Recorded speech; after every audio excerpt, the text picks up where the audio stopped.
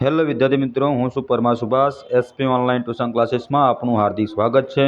અને કાલની બોર્ડની એક્ઝામ માટે આપ સર્વે વિદ્યાર્થીઓનું હું ઓલ ધ બેસ્ટ કે તમારું ગુજરાતીનું પ્રશ્નપત્ર સારી રીતે જાય અને તમારા માટે ગુજરાતી માટેના જે 32 ગુણ તમારા માટે ફાઇનલ થઈ જાય એવા તમારા પ્રશ્નો લઈને આવેલો છું.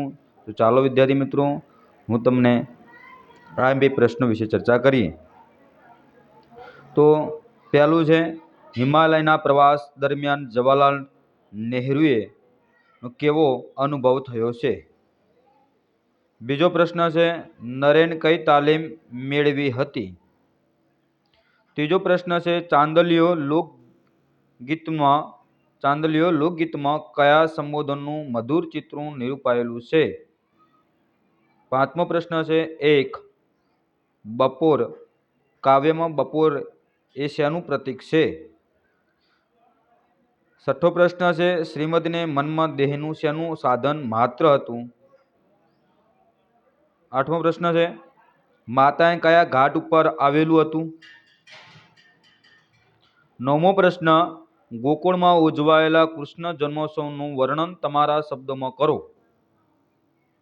10મો પ્રશ્ન, રાજકોટથી છત્રી લેવા જવાની વાત સૌને મૂર્ખાઈ ભરી લાગતી હતી, કારણ કે ડુંગરે તેની પત્ની પ્રત્યે સહાનુભૂતિ દર્શાવતા શું કહ્યું?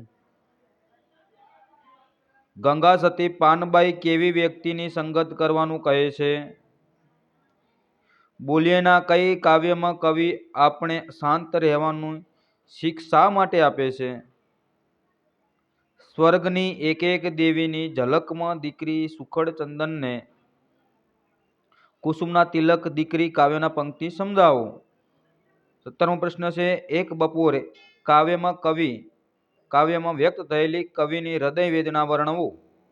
18મો ક્વેશ્ચન છે, હું એવો ગુજરાતી કાવ્યમાં કવિ પોતે ગુજરાતી હોવાનું ગૌરવ કયા કારણોસર અનુભવે છે? 19મો પ્રશ્ન છે, ચાંદલિયો લોકગીતમાં આલેખાયેલું કુટુંબ જીવનનું સંબોધનનું મધુર ચિત્ર આલેખો. 20મો પ્રશ્ન છે, વતનની હદ પૂરી થતા કોને પાછા જવાનું કવિ શા માટે ના પાડે છે? શ્રીમદ રામચંદ્રે દેહ અને આત્માને કેવી રીતે સમજાવ્યો છે? 22મો પ્રશ્ન છે, ઝૂંપડામાં રહેલી માણકી કરુણતા ટૂંકમાં જણાવો. 23મો પ્રશ્ન છે, જીવલાના પુત્ર ગોવિંદનો બાહ્ય દેખાવ કેવો હતો? 24મો પ્રશ્ન છે, ઘોડીની સ્વામી ભક્તિ લોક કથાના આધારે વર્ષા ઋતુનું વર્ણન કરો. 25મો, હૃદય રોગના હુમલા બાબતે ગુણવત્તાના વિચારો વર્ણવો. 19મો પ્રશ્ન, શિક્ષણના પાયાનો સિદ્ધાંત બાળકોનો આનંદ આપવાનો છે. આ વિધાન રેસના ઘોડાના પાઠના આધારે સમજાવો.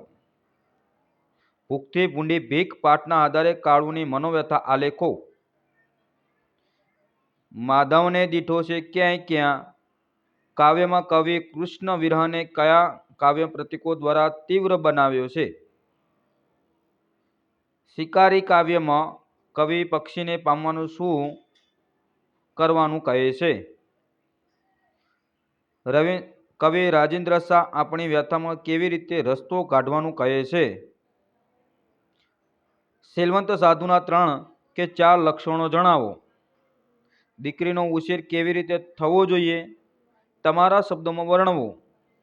હું એવો ગુજરાતી કાવ્યને આધારે ગુજરાતીનો મહિમા વર્ણવો.